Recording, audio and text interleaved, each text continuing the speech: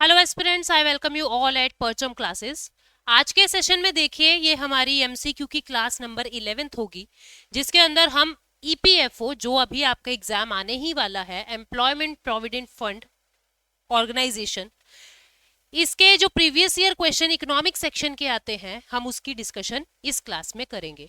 ठीक है, तो जितने भी अभी अपकमिंग एग्जाम आ रहे हैं, धीरे धीरे हम उन सब के प्रीवियस ईयर क्वेश्चंस जो है वो कर लेंगे, ताकि आप लोगों को आइडिया लगता रहे कि किस किस तरीके के क्वेश्चंस आपके एग्जाम में पूछे जा रहे हैं।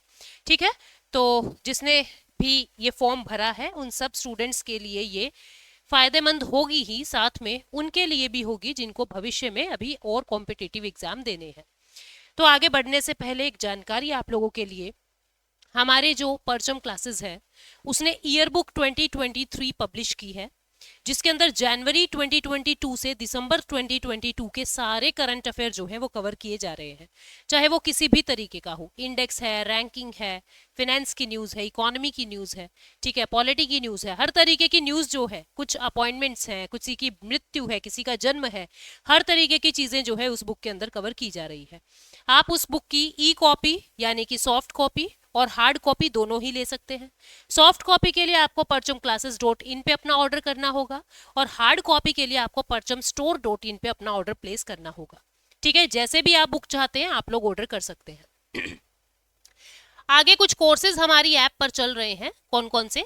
एसएससी जनरल अवेयरनेस का एक कोर्स चल रहा है कंप्लीट। आपको ये एक रिकॉर्डेड फॉर्मेट में ये कोर्स मिलेगा, जिसके अंदर static GK, polity, history, geography, economy सब कुछ कवर किया जा रहा है। एंटायर टीम ने काम किया है।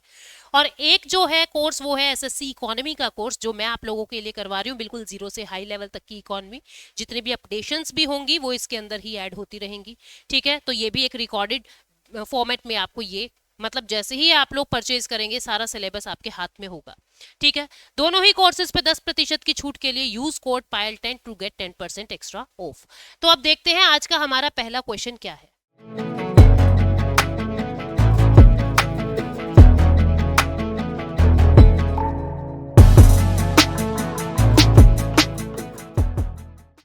पहला क्वेश्चन देखिए क्या पूछा गया है। Open market operation of RBI refer to buying and selling of. देखो, हमने जब क्वांटिटेटिव टूल किए थे आरबीआई के, तो उसमें हमने ये देखा था मॉनेटरी पॉलिसी में कि ओपन मार्केट ऑपरेशन किसको कहते हैं। Buying and selling of what? RBI क्या खरीदता और बेचता है ओपन मार्केट ऑपरेशन में? हमने पढ़ा था गवर्नमेंट सिक्योरिटी को खरीदता और बेचता है, यानी गवर्नमेंट बॉन्ड्स को खरीदता और बेचता है। आंसर क्या आ जाएगा? डी। कब खरीदेगा, कब बेचेगा, उसको भी देख लेते हैं। हालांकि मैंने डिटेल में आप लोगों को क्लास में करवाया था, यूट्यूब पे भी आपको वो वीडियो मिलेगी। देखो, एक तरफ है आरबीआई और एक तरफ है कोई भी बैंक। ठीक है, एक तरफ है कोई भी बैंक। अब आरबीआई को क्या लग रहा है कि ये बैंक ना बहुत सारा लोन दे रहे हैं, जिसकी वजह से महंगाई बहुत होती जा रही है, मनी सप्लाई लोगों के हाथ में बहुत बढ़ रही है। तो क्यों ना मैं इनका पैसा इनसे मंगवा लूं, मनी अपने पास मंगवा लेगा। और बदले में क्या दे रहा है इनको? बदले में इनको कह रहा है हमारी गवर्नमेंट सिक्योरिटी हम आपको बेचते हैं, हम आपको सेल करते हैं, हम आपको बेच रहे हैं अपनी गवर्नमेंट सिक्योरिटी, आप अपना पैसा हमको दे दो और हमारी सिक्योरिटी आप ले लीजिए। तो ये क्या हुआ? पैसा आ गया आरबीआई के पास, वो लोन नहीं दे पाएंगे बैंक्स लोग, मार्केट में पैसा नहीं होगा और इन्फ्लेशन कंट्रोल हो जाएगा। बिल्कुल इसके विपरीत क्या होता है, जब आरबीआई को ये लगे कि देश के अंदर डिमांड ही नहीं हो रही है, हमें कुछ तो करना पड़ेगा जिससे डिमांड बढ़े, तब आरबीआई क्या करता है? बैंक्स को कहता है कि लो, मैं तुमको अपना पैसा देता हूं, मेरी मनी तुम ले लो, और जो तुम्हारी गवर्नमेंट सिक्योरिटी है उसको मैं परचेज कर लूंगा, उसको मैं परचेज कर लूंगा। तो selling and purchasing of government security यानी कि गवर्नमेंट बॉन्ड्स, इसको हम क्या कहते हैं? Open market operation. तो आंसर क्या आ जाएगा? आंसर आ जाएगा डी। नेक्स्ट क्वेश्चन क्या कह रहा है कि उस तरीके के all of the goods which are scarce and limited in supply are called. ऐसी वस्तुएं जो सीमित हैं, जो लिमिटेड हैं, ऐसा नहीं है कितना भी यूज करो। अगर कोई ऐसी चीज है जिसको कितना भी यूज करो, उनको कहेंगे फ्री गुड। लेकिन कोई लिमिटेड गुड है जिसकी कमी हो सकती है, उनको हम कहते हैं इकोनॉमिक गुड। तरीके से, वाइज तरीके से उनको यूज करना चाहिए, उनको हम क्या कहते हैं? आर्थिक वस्तुएं, इकोनॉमिक गुड कहते हैं। कोई जो अनलिमिटेड है उनको फ्री गुड्स कहते हैं। ठीक है, उसके बाद नेक्स्ट क्वेश्चन क्या है? नेक्स्ट क्वेश्चन है which of the following is a better measurement of economic development. देखो क्या होता है, जीडीपी का मतलब प्रोडक्शन से है, आपके देश में कितना प्रोडक्शन हो रहा है। सेम काम ये भी कहीं ना कहीं प्रोडक्शन से जुड़ा हुआ है, ठीक है। और डिस्पोजेबल इनकम आपके एक्सपेंडिचर के बारे में बताता है कि आपका एक्सपेंडिचर कितना हो रहा है, लेकिन इनसे कुछ भी आइडिया नहीं लगता कि उस देश की हालत कैसी है। देश की हालत देश के लोगों से पता लगती है, वहां की हैप्पीनेस से, वहां की इनकम से पता लगती है। प्रति व्यक्ति कितना कमा रहा है, हर इंसान कितना कमा रहा है, कितनी उसकी इनकम है, उससे उसका स्टैंडर्ड ऑफ लाइफ पता लगेगा और उसी से ही किसी देश की कमी या अच्छाई पता लगेगी। तो जो सबसे बढ़िया तरीका है इकोनॉमिक डेवलपमेंट को मेजर करने का वो क्या है, वो है पर कैपिटा इनकम। क्या है वो? Per capita income. तो आंसर क्या आएगा? D, per capita income. उसके बाद नेक्स्ट क्वेश्चन है, foreign currency which has a tendency of quick migration is called. ऐसी विदेशी मुद्रा जिसके अंदर बहुत जल्दी से माइग्रेट होने की टेंडेंसी है, मतलब हर कोई चाहता है ये हमारे पास आ जाए, हर कोई चाहता है ये मुझे मिल जाए, हमको ये करेंसी चाहिए, क्योंकि ये एक हॉट करेंसी है। हॉट करेंसी ऐसी होती है जो ज्यादा डिमांड में रहती है, लाइक डॉलर, उसको हम क्या कहते हैं? हॉट करेंसी, ठीक है। एक शब्द होता है hard currency. Hard currency and hot currency दोनों डिफरेंट है। केवल 5 ही करेंसी हार्ड हैं, dollar, euro, yen, yuan and pound. 5 he currency hard है। किसी भी करेंसी को हार्ड होने के लिए 2 बातों से गुजरना पड़ेगा। एक तो डिमांड इन ट्रेड, ट्रेड में उस करेंसी की डिमांड कितनी है, और दूसरा वहां पे पॉलिटिकल स्टेबिलिटी कितनी है, राजनीतिक स्थिरता कितनी है, पॉलिटिकल स्टेबिलिटी कितनी है। जिस देश में ये दोनों चीज हो जाएंगी, जिस देश में दोनों चीज हो जाएंगी, उस देश की करेंसी हार्ड करेंसी कहलाएगी, like America, like China.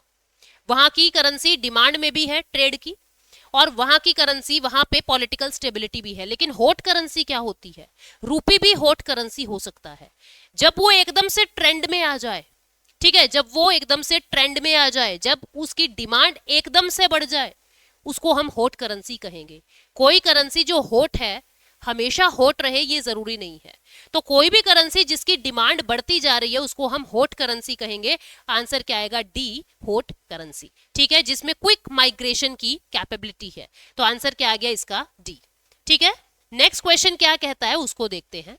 In India disguised unemployment is generally observed in. Disguised unemployment क्या होता है? जहां पे जरूरत से ज्यादा लोग लगा रखे हैं और उन एक्स्ट्रा लोगों की वजह से कोई प्रोडक्शन नहीं हो रहा है, उनको हम डिस्गाइज्ड अनएम्प्लॉयमेंट कहते हैं। जैसे मैंने आपको एक एग्जाम्पल दिया था खेत का। एक खेत में 4 लोग काम कर रहे हैं और वो एक सीजन में 1 क्विंटल वीट का प्रोडक्शन कर देते हैं।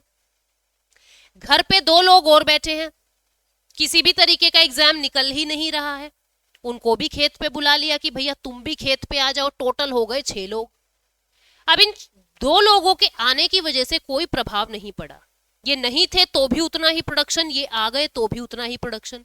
यानी जरूरत से ज्यादा लोगों को किसी काम में लगा लेना डिस्गाइज्ड अनएम्प्लॉयमेंट कहलाता है, ठीक है। और ये भारत की खेती में सबसे ज्यादा देखने को मिलता है। पूरे घर परिवार के लोग जो है एक ही खेत में काम कर रहे हैं।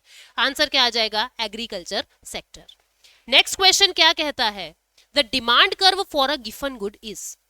आपको पता है डिमांड कर्व वैसे कैसा होता है? डाउनवर्ड स्लोपिंग होता है, क्योंकि जैसे जैसे प्राइस बढ़ेंगे वैसे वैसे डिमांड जो है वो कम होती है, वैसे वैसे डिमांड जो है वो कम, प्राइस ज्यादा डिमांड कम, प्राइस कम डिमांड ज्यादा, ठीक है। लेकिन जो गिवन गुड होता है, गिवन गुड क्या होता है? लग्जरियस गुड, ठीक है। गिवन गुड क्या होता है? डायमंड। गिवन गुड क्या होता है? BMW गाड़ियां, आईफोन, ये सब गिवन गुड होती हैं। इनमें क्या होता है? प्राइस बढ़ने के साथ साथ, सॉरी ये वेबलन गुड्स होती हैं जो मैंने बताया है। गिवन गुड क्या होती हैं? जो आप मजबूरी में ले रहे हैं, ठीक है, मतलब कि ये नहीं तो ये सही, ठीक है। जो मैंने बताया कि एक्सपेंसिव गुड्स वो वेबलन गुड्स होती हैं। गिवन गुड्स क्या होता है समझो। मान लीजिए पिज्जा खाने के लिए आपको 400 रुपए की जरूरत है, आपके पास 400 रुपए है नहीं, तो आप क्या कर रहे हो? आप बर्गर में काम चला रहे हो, ठीक है। अब वो बर्गर जो है वो 60 से बढ़ के 80 का भी हो गया तो भी आप उसकी डिमांड करोगे, क्योंकि पिज्जा खाने के पैसे आपके पास नहीं है। तो मजबूरी में आपको ये बर्गर खाना ही पड़ेगा, चाहे इसके प्राइस बढ़ जाए तो भी आप इसकी डिमांड बढ़ाओगे। तो ये जो गुड्स होती हैं ये गिफन गुड्स होती हैं, यानी प्राइस बढ़ने के साथ साथ भी इनकी डिमांड बढ़ रही है, प्राइस बढ़ने के साथ साथ भी इनकी डिमांड बढ़ रही है। तो ये कैसे होते हैं? अपवर्ड स्लोपिंग होते हैं, ऊपर की तरफ जाते हैं। तो आंसर क्या आ जाएगा? Upward rising. गिफन गुड और वेबलन गुड दोनों का ही जो ग्राफ है वो ऊपर की तरफ बनेगा, अपवर्ड, क्योंकि प्राइस बढ़ने के साथ इन चीजों की डिमांड बढ़ती जा रही है। नेक्स्ट क्वेश्चन क्या कह रहा है? Supply creates its own demand, who said this? किसने ये कहा कि सप्लाई अपनी डिमांड खुद क्रिएट कर लेगी? ये कहा था जेबी से ने। जेबी से एक इकोनॉमिस्ट है और उन्होंने ये कहा कि आप कुछ बनाओ, तो प्रोड्यूस करो, प्रोड्यूस करके उसको मार्केट तक पहुंचाओ तो सही।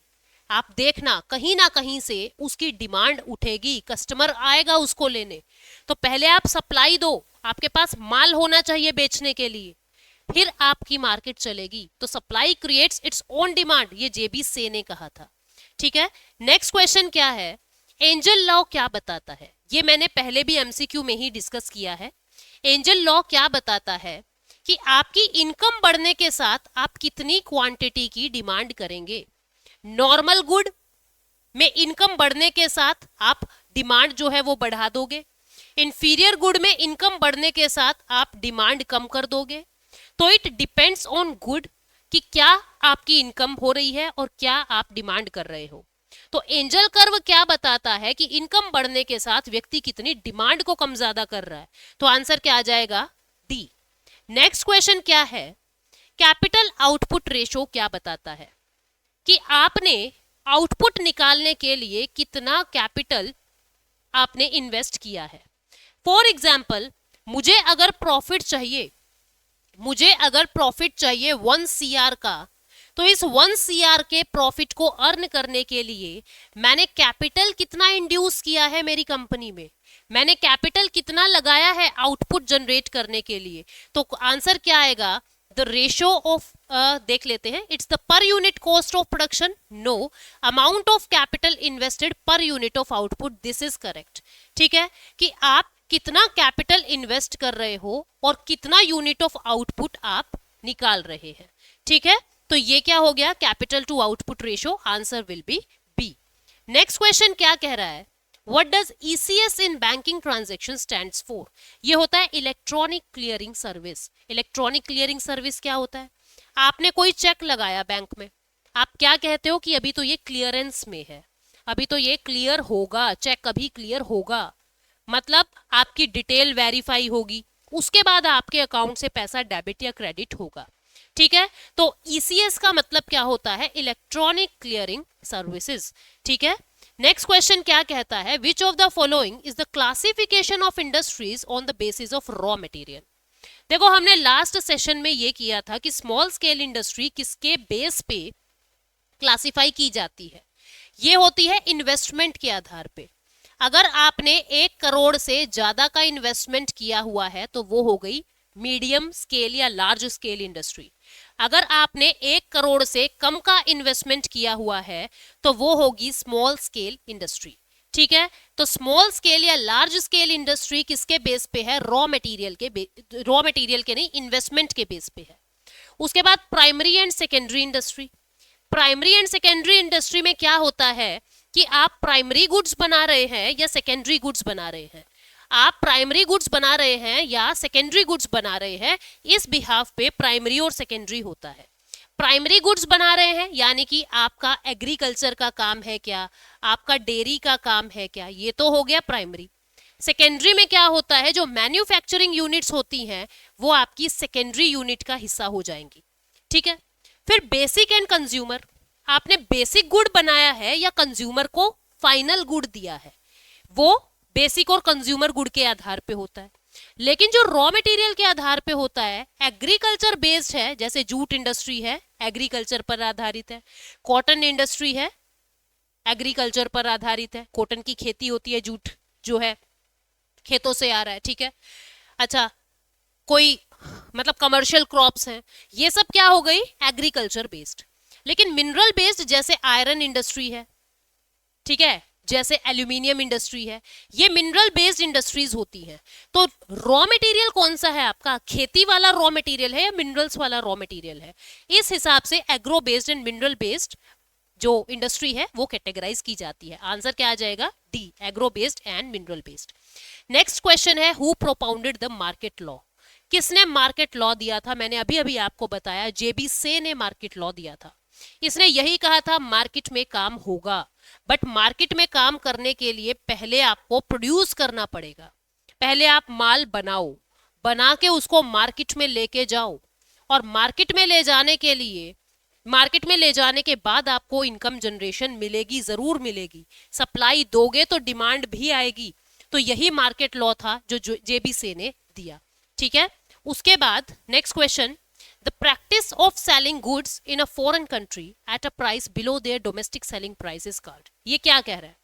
कह रहा है कोई फॉरेन कंट्री है, कोई फॉरेन कंट्री है, वो खुद के देश में कोई सामान 200 रुपए का बेच रहा है, लेकिन दूसरे देश में वो जानबूझ के 150 रुपए में वो माल बेचने को तैयार है। तो इस चीज को क्या कहेंगे? इस चीज को हम कहेंगे उसने सस्ते में डंप कर दिया माल, उसने सस्ते में डंप कर दिया। और इससे बचने के लिए हम एंटी डंपिंग ड्यूटी लगाते हैं। तो ये क्या होता है, इसको क्या कहते हैं? इसको कहते हैं डंपिंग। क्या कहते हैं इसको? डंपिंग। ठीक है, समझ आई बात? खुद के देश में आप महंगा बेच रहे हो, बट दूसरे के देश को बर्बाद करने के लिए आप जानबूझ के सस्ते में बेच रहे हो, तो इसको कहते हैं डंपिंग। इस चीज से बचने के लिए हम एंटी डंपिंग ड्यूटी लगाते हैं। ठीक है, एंटी डंपिंग ड्यूटी लगाते हैं। नेक्स्ट क्वेश्चन क्या कह रहा है, bank deposits that can be withdrawn without notice. उस बैंक डिपॉजिट को क्या कहेंगे जो आप बिना नोटिस ही विड्रॉ कर लेते हैं? आपने बताया नहीं है बैंक को। अब जैसे एफडी है, मैं पहले बैंक को कहूंगी मुझे एफडी तुड़वानी है, 2 दिन के बाद, 1 दिन के बाद, कुछ घंटों के बाद मुझे मेरे एफडी के पैसे मिलेंगे। लेकिन अब मैं मार्केट में जा रही हूँ, मुझे तो कोई कुर्ती पसंद आ गई और मुझे तो अभी लेनी है, वो मुझे मेरी ड्रेस अभी लेनी है, मैं मेरे कार्ड का यूज करूंगी, मैं गूगल पे का यूज करूंगी और मेरे अकाउंट से पैसे निकलवा दूंगी। क्या मैंने बैंक को सूचना दी कोई कि मैं ये पैसे निकलवाना चाहती हूँ? नहीं। क्यों नहीं दी? क्योंकि मैंने डिमांड डिपॉजिट करवाया हुआ है, और जैसे ही मैं डिमांड करूंगी मुझे मेरा डिपॉजिट वापस मिल जाएगा।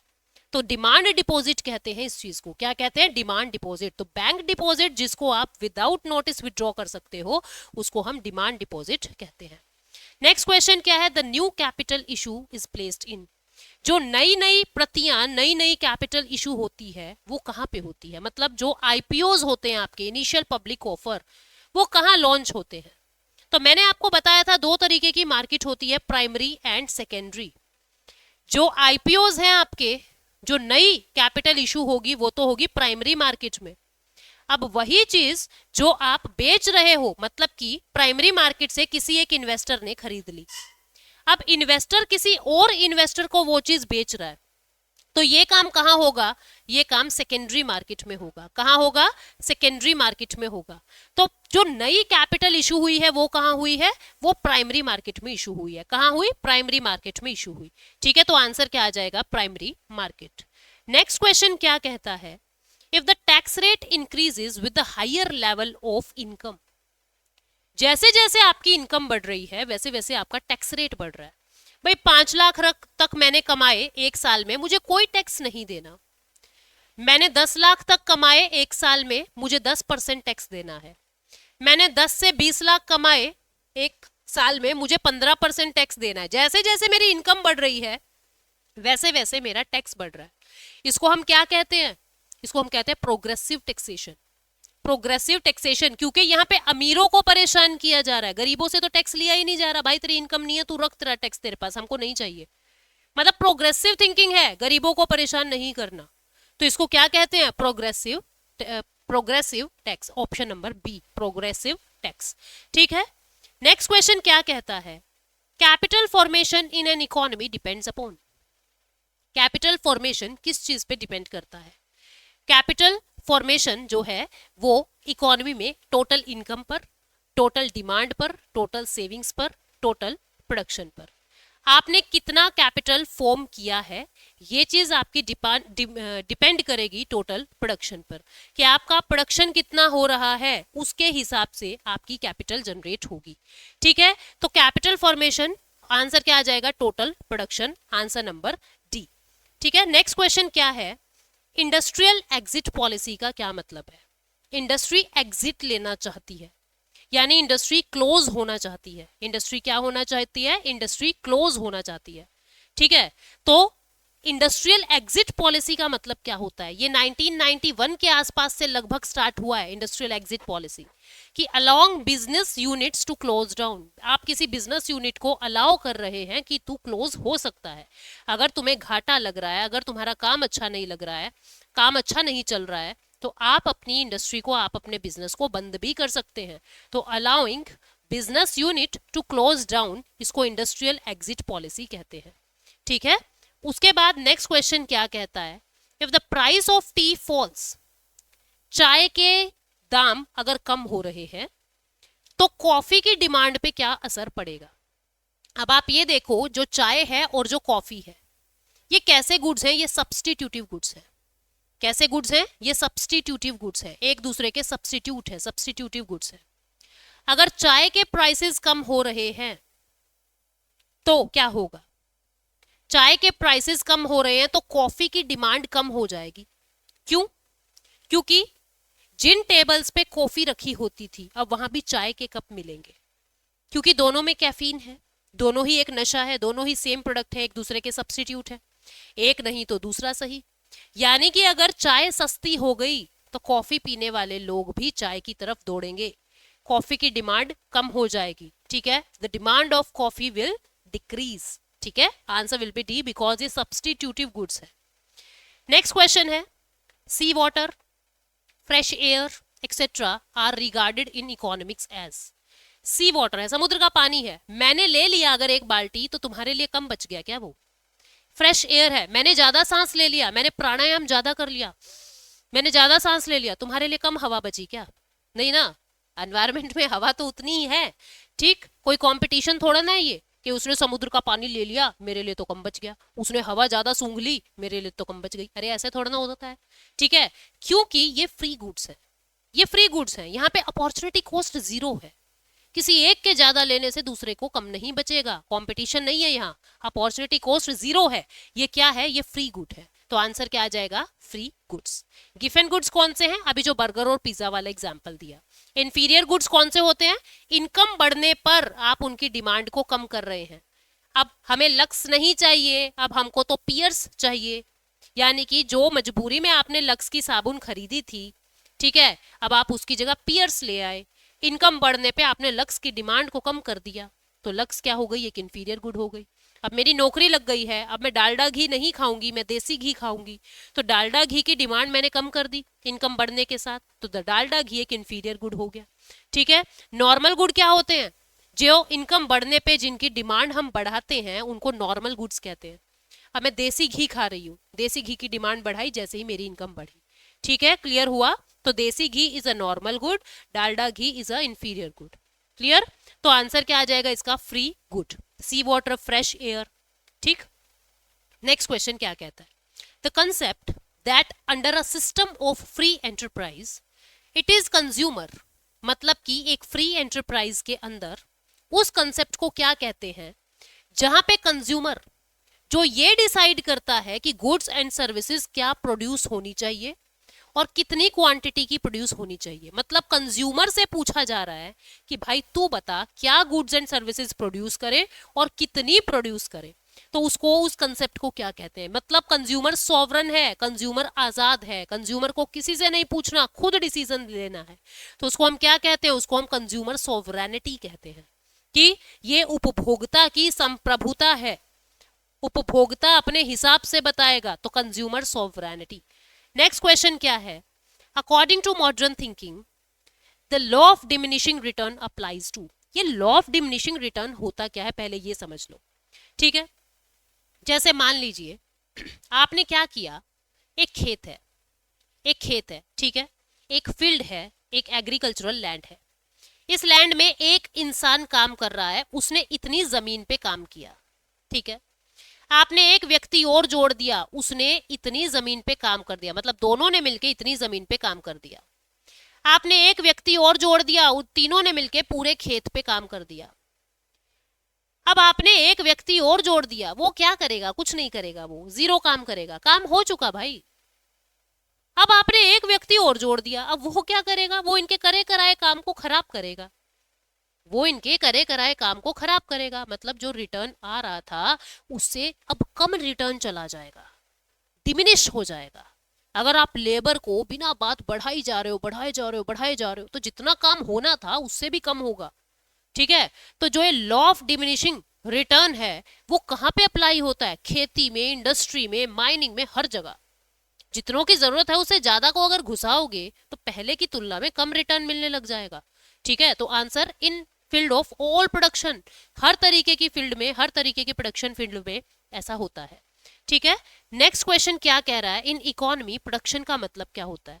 अर्थव्यवस्था में प्रोडक्शन का मतलब होता है यूटिलिटी क्रिएट करना, कि आप सप्लाई दे रहे हैं, आप ऐसा सामान बना रहे हो according to taste of consumer, according to taste of demand.